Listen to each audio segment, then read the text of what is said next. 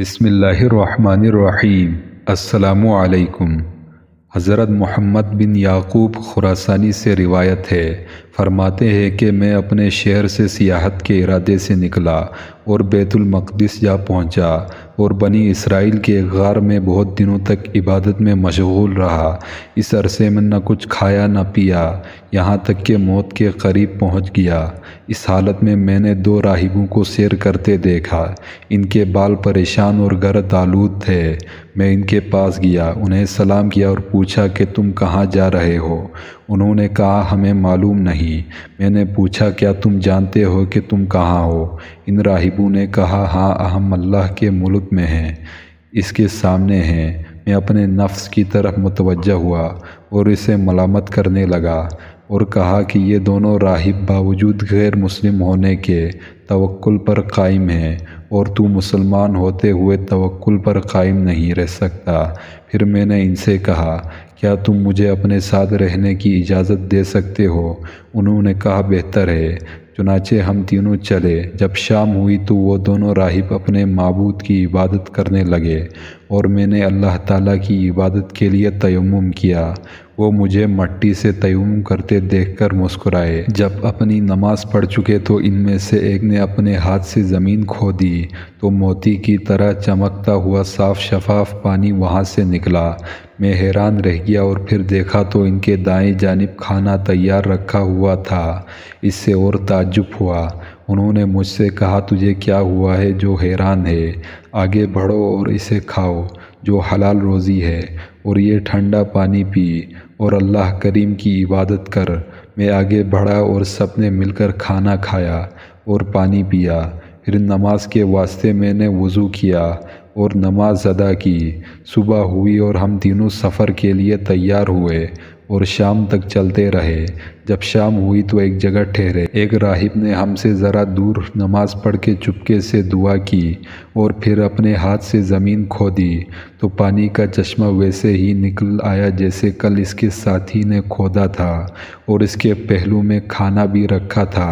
اس راہب نے مجھ سے کہا آگے بڑھ کر کچھ کھاؤ پیو اور اپنے پروردگار کی عبادت کرو۔ چنانچہ ہم نے کھا پی کے نماز کے واسطے وضو کیا اور بعد ازاں دیکھا تو پانی زمین میں اسی طرح چلا گیا تھا جیسے یہاں تھا ہی نہیں۔ جب تیسری شب آئی تو انہوں نے کہا اے محمدی صلی اللہ علیہ وسلم، یہ رات تیری ہے اور آج تیری باری ہے۔ حضرت رحمۃ اللہ علیہ فرماتے ہیں مجھے ان کے اس سوال سے بہت شرم آئی اور دل پر ایک عجیب کیفیت طاری ہو گئی۔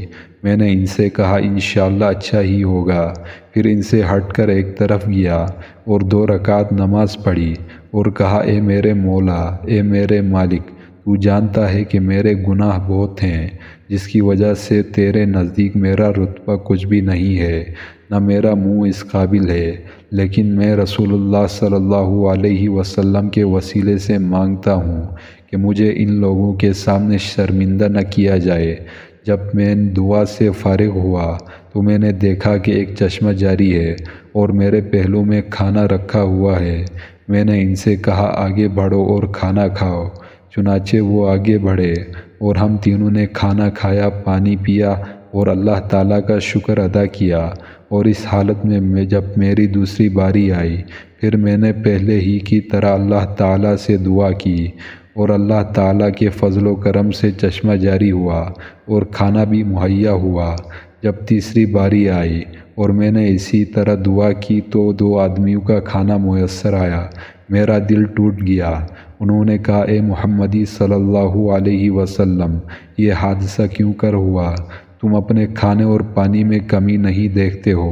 میں نے کہا تمہیں معلوم نہیں، یہ اللہ تعالیٰ کا کام ہے اور ہم اس کے حکم اور ارادے کے آگے سر تسلیم خم کرنے پر مجبور ہیں۔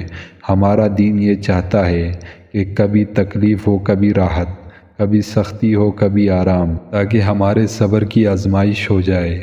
انہوں نے کہا اے محمدی صلی اللہ علیہ وسلم، تم نے سچ کہا، وہ بڑا رب ہے اور تمہارا دین اچھا ہے۔ اپنا ہاتھ آگے بڑھاؤ تاکہ ہم کلمہ شہادت پڑھیں۔ ان دونوں راہبوں نے کلمہ شہادت پڑھا اور کہا دین اسلام حق ہے اور اس کے سوائے سب باطل ہے۔ میں نے ان سے کہا اے بھائیو، کیا تم کسی شہر میں چلو گے تاکہ جمعے کے اجتماع میں شریک ہوں، کیونکہ جمعہ حج مساکین ہے۔ انہوں نے مجھ سے کہا یہ اونچی رائے ہے اور اچھا فعل ہے۔ جب ہم اس ارادے سے چلے تو سامنے ایک عمارت نظر آئی۔ اندھیری رات تھی۔ غور سے دیکھا تو ہم بیت المقدس میں تھے۔ ہم اس میں داخل ہو گئے اور ایک عرصے تک اس میں رہے اور اللہ تعالیٰ کی عبادت کرتے رہے۔ ہمارا رزق ایسی جگہ سے ہمیں ملتا تھا جس کا گمان بھی نہ ہوتا تھا، حتیٰ کہ میرے دونوں ساتھی رحلت کر گئے۔